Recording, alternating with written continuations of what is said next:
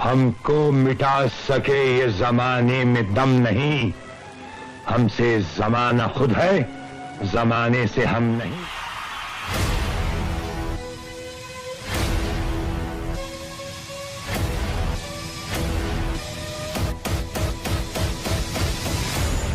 हम दिखाएंगे तुम्हें तुम्हारी औकात। कि स्टूडेंट की लाइफ के साथ खेलना एकदम घातक है, क्योंकि एक बार अगर युवा बिगड़ गया ना तो फिर संभालना मुश्किल है। हमारा तब पागलपन चढ़ल था, हम तो अपन गलती का पश्चाताप जूता से मार के करते हैं। आज आप सबको पता है कि युवाओं के साथ कितना बुरा किया जा रहा है।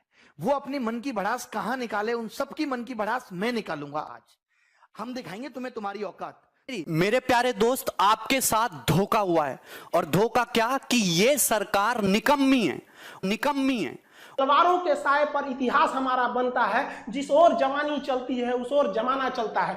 देखिए बड़ी सरल सी बात है, आपने सुना है जी, अब पछताए होत क्या? पछताना चाहिए, गलत है। नहीं पछताओगे तो चिड़िया दोबारा चुग जाएगी खेत, रोज चुग जाएगी आकर के।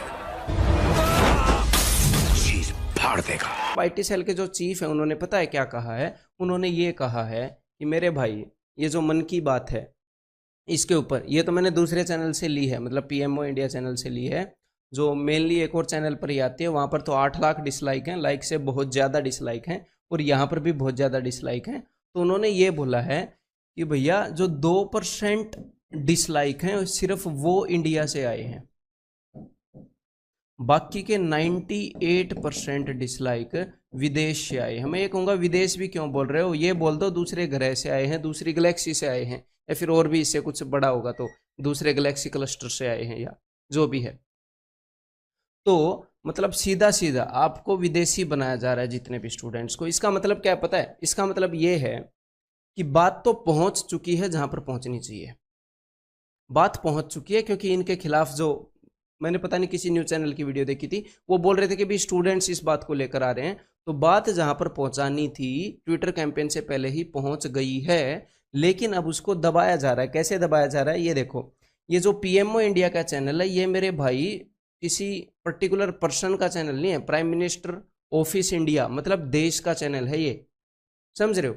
देश के एक सरकारी ऑफिस का चैनल है, सबसे ज़्यादा पावरफुल ऑफिस का चैनल है। तो ये किसी पर्टिकुलर पर्सन का चैनल नहीं है। इसके जो कमेंट्स हैं वो ऑफ कर दिए जाते हैं, मतलब कि यहाँ पर जो देश के सबसे पावरफुल ऑफिस का चैनल है वहाँ पर क्रिटिसिज्म नहीं लिया जा रहा। सबसे पहली बात, they can not take criticism.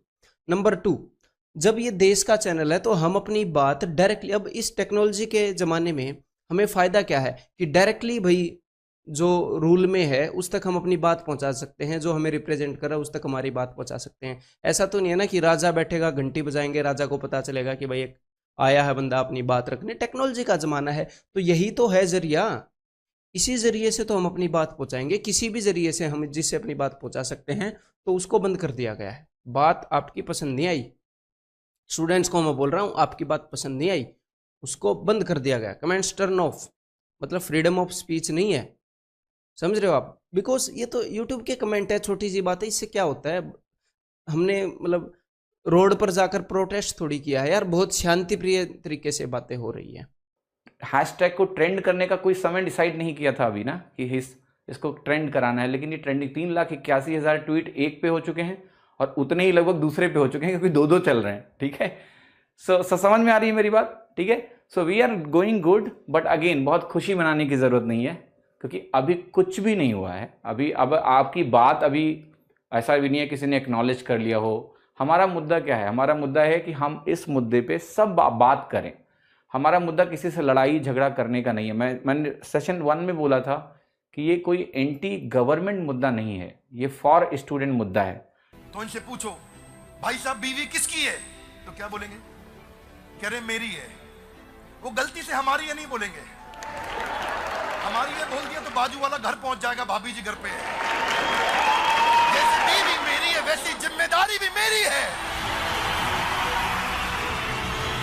सुबह से चल रहा है, सब लोग चला रहे हैं इसको, because this is where the emotion is.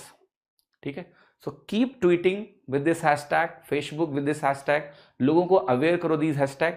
कोई कंफ्लिक्ट नहीं है इन दोनों के बीच में। अभी ये पहले ऊपर दिखा था जैसे मेरे प्यारे दोस्त, आपके साथ धोखा हुआ है। और धोखा क्या कि ये सरकार निकम्मी है, निकम्मी है। और जितने भी सरकार के लोग इस वीडियो को देख रहे हैं, मैं साफ साफ और सीधे शब्दों में कहना चाहता हूं कि तुम्हारी सरकार निकम्मी है, निकम्मी है। आप सबको पता है कि युवाओं के साथ कितना बुरा किया जा रहा है। वो अपनी मन की भड़ास कहां निकाले, उन सबकी मन की भड़ास मैं निकालूंगा आज। हम दिखाएंगे तुम्हें तुम्हारी औकात। इस समय भारत में 10 करोड़ से ज्यादा लोग किसी ना किसी तरीके की बेरोजगारी से जूझ रहे हैं। 2 करोड़ से ज्यादा लोगों की नौकरियां केवल और केवल इस कोरोना के टाइम में गई।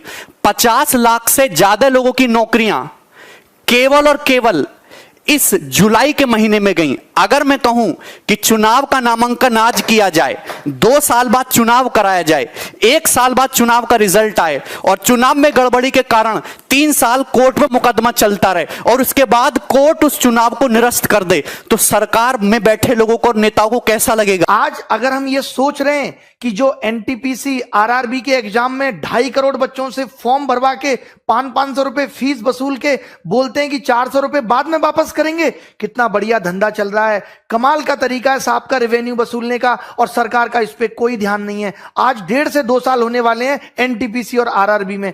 एक बार ये कहते हैं हमें कोई एजेंसी नहीं मिल रही एग्जाम कराने के लिए। फिर आपने जब फॉर्म हमसे भराए थे, जब हमसे फीस वसूली थी, तो क्या सोच के वसूली थी? लेकिन हमारे देश की मीडिया इन सबको दिखाने का उसके पास कोई टाइम नहीं है। वो बस एक मुद्दा पकड़ लेंगे, उनको भी पता है सबको मजा आ रहा है, यही दिखाओ यही दिखाओ, चिल्ला रहे हैं बुरी तरीके से। एक एंकर आप मुझे बता दो कि तमीज का है, अंजना ओम कश्यप, श्वेता सिंह और ये फलाने भाई साहब रिपब्लिक टीवी वाले भाई साहब, क्या नाम है इनका, गोस्वामी जी, ये तो बुद्धि भ्रष्ट इनकी हो गई है। मैं सच बता रहा हूं, ये जितने बुरे कर्म कर रहे हैं, जितने लोगों की बद्दुआएं ले रहे हैं, आज से आप सबसे मैं गुजारिश करता हूं, आप सबके मां बापों से गुजारिश करता हूं कि इस मीडिया को बाइकआउट कर दो। आप सोचोगे कि क्यों, मैं आपको बता दूं, इसकी क्रेडिबिलिटी खत्म हो चुकी है। एक जमाना हुआ करता था जब मीडिया अगर कोई बात कहती थी तो सरकार की जवाबदेही बनती थी। आज मीडिया चिल्लाती रहे, मीडिया को कोई मतलब नहीं है, सरकार को कोई मतलब नहीं है। सरकार जरूरी नहीं समझती कि वो मीडिया के बात का जवाब दे, क्योंकि मीडिया बाइस हो चुकी है। मीडिया को न्यूट्रल होना चाहिए। आज देश के अंदर कोई पॉलिसी आती है तो मीडिया जनता से जाके सवाल पूछती है, जबकि उसको सरकार से पूछना चाहिए कि आप ये पॉलिसी लेके आए हो, इसको कैसे एग्जीक्यूट करोगे, कैसे लोगों तक फायदा पहुंचाओगे। वो जनता से सवाल कर रहे हैं उल्टा। ये कोई न्यूज है क्या यार?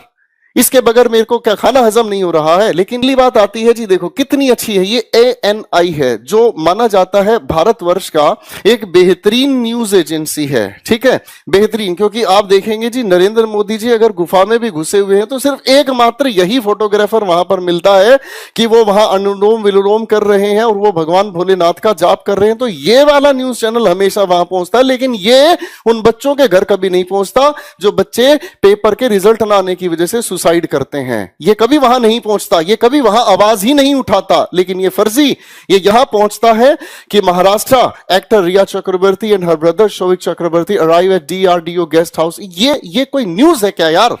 इसके बगैर मेरे को क्या खाना हजम नहीं हो रहा है। लेकिन ये कोई न्यूज है क्या यार? इसके बगैर मेरे को क्या खाना हजम नहीं हो रहा है। लेकिन इसके अंदर इतनी बड़ी बुरी स्थिति बनती जा रही है जिसकी वजह से हर छात्र, हर अभिभावक और हर एक अध्यापक की नींद उड़ी हुई है।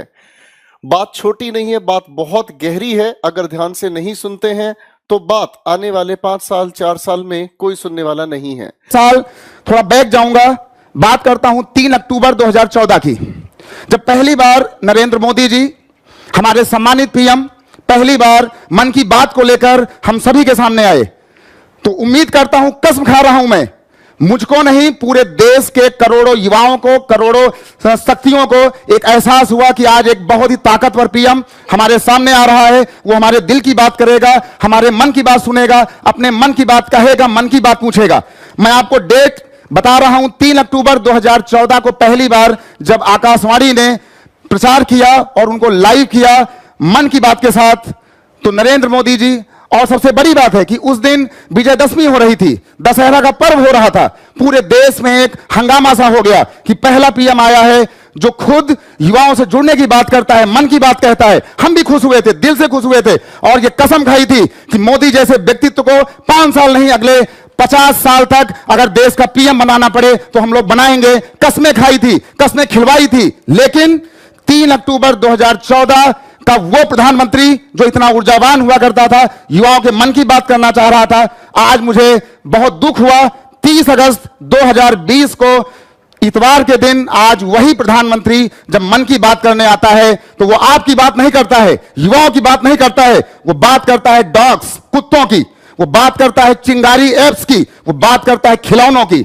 आप लोग खिलौने बनाओगे और खिलौनों की बात क्यों करता है वो? क्योंकि 2019 में अंबानी परिवार ने, रिलायंस समूह ने और मुकेश अंबानी ने ब्रिटिश की 259 साल पुरानी बहुत ही प्रतिष्ठित खिलौनों की कंपनी हेमलीज को खरीद लिया है। जिनके सामने हाथ जोड़कर भीख मांगते हो, उन्हीं को अपने पैरों तले कीड़े मकोड़ों की तरह रोक देते हो। शरीफ आदमी को बुज़दिल समझते हो, इज्जतदार आदमी को कायर, ईमानदार आदमी को बेवकूफ। आम आदमी सोता हुआ शेर है, उंगली मत कर, जाग गया तो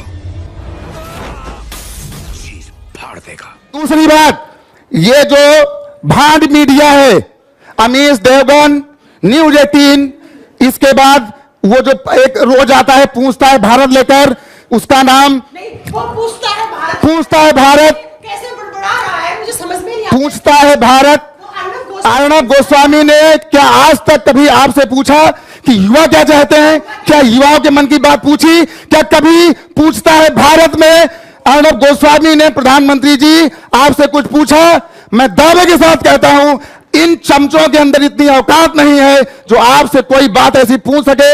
अमीश देवगन, आज तक ये जितने भी लोग हैं, इनको मैंने पिछले 4 महीने से देखना। ये वो नामी गिरामी ट्विटर हैंडलर्स हैं जिनकी बातें पूरा का पूरा भारत ही नहीं, भारत के बाहर के लोग भी पढ़ते हैं, लेकिन कभी इन्होंने इस मुद्दे पर आवाज उठाई नहीं, जिसकी वजह से एक देश का भविष्य निर्धारित होता है। सबसे पहले देखिए द हिंदू ने क्या कहा है। आज सुबह के एक ट्वीट में इन्होंने ये कहा है कि भाई मेट्रो सर्विसेज को ये 7 सितंबर से शुरू कर देंगे और इनकी कैलिब्रेटेड सेंस होगी। ठीक है, कैलिब्रेटेड इनकी मैनर होगी। अब ये कैलिब्रेटेड मैनर क्या है ये भगवान जानता है, ठीक है ना। इसका मतलब जहां से सरकार को रेवेन्यू आना शुरू हो जाए वो सर्विसेज चालू कर दो, उसमें कोई दिक्कत नहीं, वहां कोरोना नाम की कोई चीज नहीं है। देश में जहां से रेवेन्यू आ सकता है उन चीजों को आप चालू कर दीजिए, उसमें कोई भी प्रॉब्लम नहीं है।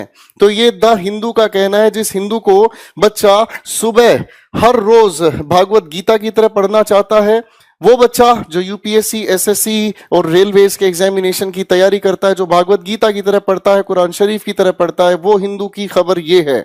लेकिन इनके पास इतनी फुर्सत नहीं है कि ये देश के इस युवा के लिए रोजगार की मुद्दे को उठा सकें, जिसमें इनका कुछ भी नहीं लगता, लेकिन इनका सब कुछ बिगड़ता नजर आता है। मैं दूसरी खबर आपको दिखाना चाहूंगा दोस्तों, ये है हमारे हिंदुस्तान टाइम्स का एक ट्वीट, सुबह का ये ट्वीट है दोस्तों, और इन्हें देश के अंदर कोरोना फैला हुआ है और इनके लिए क्या इंपॉर्टेंट है, you are going to be sorely missed from CSK।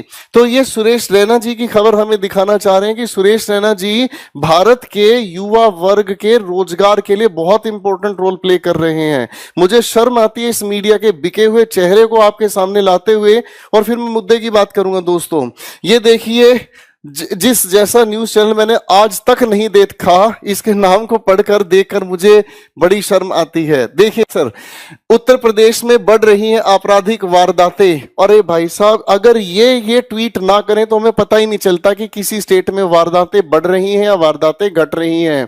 अगर ये ऐसा ना दिखाए तो हमें महसूस ही नहीं होता कि देश के अंदर वारदातें बढ़ रही हैं या वारदातें घट रही हैं। आजकल हर दिल पे छाई हुई है खबर। मुझे ऐसा लगता है लोगों को अगर कोई बीमारी है ना, बीमारी की दवाई बाद में लेते हैं, ऐसा लगता है कि इस रिया चक्रवर्ती को सलाखियों के पीछे पहुंचाने से उनके जीवन में अत्यंत सुकून प्राप्त होगा। देखिए जनाब क्या लिखते हैं, सुशांत केस के लिए DRDO गेस्ट हाउस में रिया और भाई शोवक CBI कर रही है पूछताछ। अरे एक बात बताओ बदतमीज इंसानों, तुम लोगों को यह खबर छापने के लिए, ट्विटर हैंडल के लिए, मतलब ऐसी खबरें आपके लिए ज्यादा इंपॉर्टेंट है कि यह भी बताना कि CBI ने इनको उस पर्टिकुलर जगह पर इनसे पूछताछ कर रही। अरे भाई हमें करना क्या है ये तो बताओ।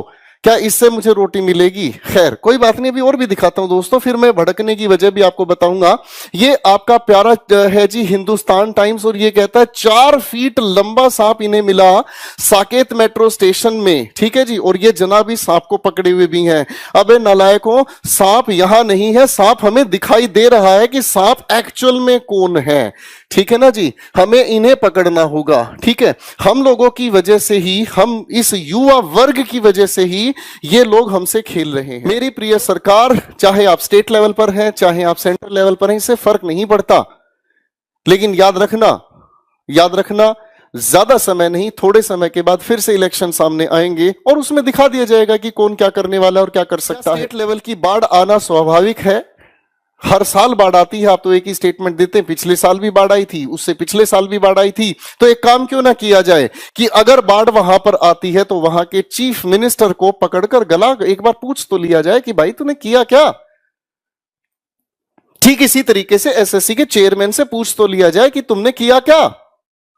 अभी तक तो एसएससी का रिजल्ट डिक्लेयर नहीं कर पाए, यहां बच्चे बैठे बैठे बेरोजगार होते जा रहे हैं, बैठे बैठे उम्र निकलती जा रही है, वो किसी और फॉर्म को फिल ही नहीं कर पाते। ये वही बात हो रही है कि तुम्हें मिलेगा लेकिन अभी नहीं, कुछ समय इंतजार करो, तब तक वो भूखा मरे। देश के युवाओं से एक हाथ जोड़कर अनुरोध है, सभी शिक्षक वर्ग से हाथ जोड़कर अनुरोध है, कृपया इस ट्विटर की मुहिम में जुड़े। अगर हम ये सोच रहे हैं कि हमारा ये मुद्दा मीडिया में जाएगा और भला हो जाएगा, तो ये बात दिमाग से निकाल दीजिए। मीडिया के सारे चैनल भी मिलके एक बार बोल देना 2-2 मिनट, तो भी कुछ नहीं होने वाला, क्योंकि सरकार के कान पे मीडिया की बातों की अब जू नहीं रेंगती। सरकार और मीडिया एक हो चुकी है, वो न्यूट्रल थोड़ी है जो सरकार से जाके सवाल करेगी। पहले अगर मीडिया में कोई बात उठ गई तो उसको बहुत बड़ा समझा जाता था, अच्छा मीडिया में आ गई अब तो सरकार को एक्शन लेना पड़ेगा। तमाम बातें मीडिया में आ रही हैं, सरकार को कोई मतलब नहीं है। आप सोच रहे हो कि सुशांत सिंह वाले केस में तो सरकार ने मीडिया को सीरियस लिया, क्योंकि सरकार को बिहार में चुनाव देख रहे थे, सरकार को बिहार में वोट चाहिए था, तो उन्होंने कहा ठीक है ये मामला जल्दी से जल्दी सिलटे। अब मीडिया भी पूरी इसी तरीके से लगी हुई है। बट 2.5 करोड़ लोग आरआरबी, एनटीपीसी, 40-50 लोग सीजीएल, ये सब कितना सफर कर रहे हैं, 3-3 साल से बिना नौकरी के बैठे हैं। 2-3 तो मेरे सामने बैठे हैं अभी, मैं आपको बता दूं, जो सिर्फ रिजल्ट का वेट कर रहे हैं, प्री क्वालिफाई कर दिया, रिजल्ट नहीं आता, 850 दिन हो गए सिंस नोटिफिकेशन। अभी सीबीआई का केस रिया हुआ तो एक दिन की अपडेट आ रही है नहीं आ रही? सुबह क्या हुआ, शाम को क्या हुआ, अभी रिया कहां है? जब ये 2017 वाला केस सीजीएल का सीबीआई में गया था, तब तुम मीडिया वाले मर गए थे, तब तुम नहीं दिखा सकते थे। आज ये 2 बंदे पकड़े गए, इन्होंने नकल कराई थी, तुमने एक बार भी दिखाया वो केस, और केस डंप हो गया। जब मीडिया उस केस को दिखाएगी नहीं तो केस तो डंप हो ही जाएगा। बहुत बड़ा है तू, बहुत अकड़ है तोरा में, बहुत जोर है। अरे भरम है भरम। देख देख कैसे उखाड़ते हैं अकड़ तेरी। वो हमारी जिंदगी को खराब किया है, हम तेरा बच्ची से रखते हैं।